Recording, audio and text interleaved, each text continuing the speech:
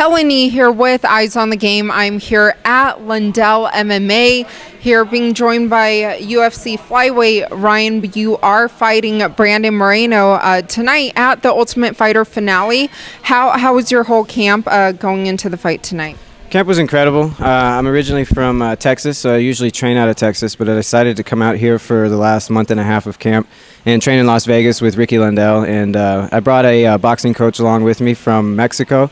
So camp has been quite a change-up, but it's been tremendous. I think this is the most prepared that I've ever been, mentally, physically, technically, and I'm ready to go tonight.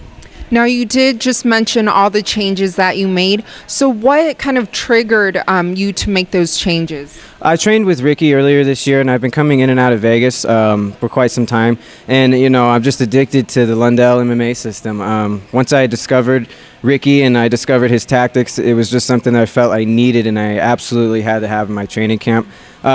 Also, my trainer out of Texas was going to be spending the last month of my camp in Thailand. So it just conveniently worked out that I could come out here and train with one of the best MMA coaches on the planet. And the timing worked out. And you know, I'm happy, I'm satisfied, and I'm ready to go. And moving forward after Saturday and after tonight, do you see yourself kind of moving your camp to Las Vegas? That's the long-term plan. Hopefully after this fight, my career can kind of take a bit of a turn, and I would love to move out here to Vegas and to spend all my camp in Vegas. If I could come out here and spend all my time learning the Ricky Lundell system, you know, I know that it won't be long before I'm a world champion.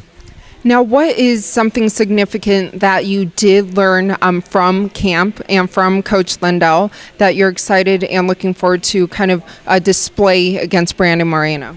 Ricky's got a very different approach when it comes to the fight. It's more of a tactical thing. I can't expose too many of Ricky's crazy secrets, but you know, he's definitely got a different approach to the fight than I've ever seen before, and definitely different than I'm used to. And what I mean by that is a much more technical stance. Rather than fighting out of emotion, it's fighting off of percentages of what actually works and what actually doesn't work. And we're into the UFC long enough now to where we can take these percentages and be like, okay, this move actually works because this guy has tried it this many times, or it's been attempted this many times, and that's what we know what works and what doesn't work. So that's the system, and this is when I discovered I'm at the higher level and I'm at the next level of training and fighting. And what other goals do you have and plans for the new year with 2017 just around the corner, aside from the potential move to Las Vegas? You know, I'm hoping that after this fight I can get in the top 15. This will be my 5th fight in the UFC, so hopefully, you know, if I get in that top 15, I can start calling some names out and I can start moving up in the ranks and really start making a big career out of this. And lastly for you, what do you think about the Tim Elliott and Demetrius Johnson fight tonight? It's an interesting fight. It's an interesting system. That Tim Elliott was a guy who came in the UFC, tried his best, and you know, it didn't work out the first time around. Demetrius Johnson has been the king. He's the champ. In my opinion, he's the pound-for-pound best fighter on the planet. I think it's a great fight. It's a great setup, but I see the champ being the champ still. I don't think anything's going to change after this. Demetrius Johnson is on the next level, and that's my goal. My goal is to be the next Demetrius Johnson. Now, what do you think it would take to beat him?